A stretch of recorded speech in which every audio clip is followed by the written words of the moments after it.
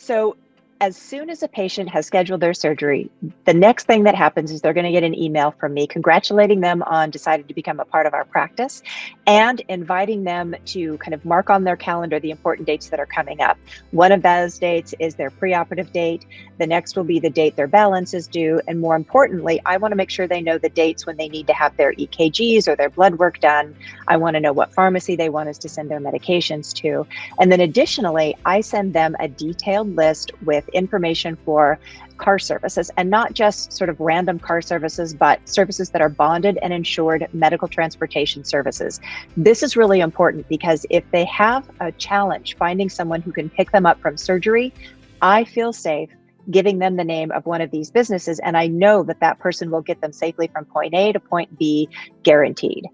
The other resources we provide are nursing care and postoperative caregiving staff. So we have about 3 or 4 different registered nurses that are retired and that do give postoperative care. They do a lot for their patients. They will pick you up from surgery. They will take you back to your home. They will stay with you that night. They'll bring you back the next day for your surgery.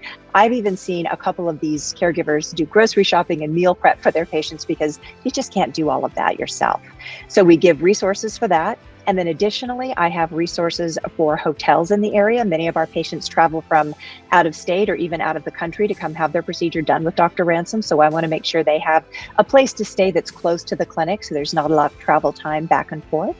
And the benefit of staying close to us is that after your surgery, our nurses will take you back to your hotel room, tuck you in, make sure you have everything you need, and hand you over to your caregiver once they go over all the medications and the pre and post-op information. So we really are hands-on with our patients.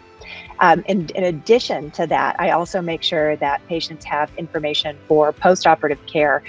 We have a lady that does some lymphatic drainage massage for some of our facial patients. Lots of other little things, kind of high-touch things you might not think about.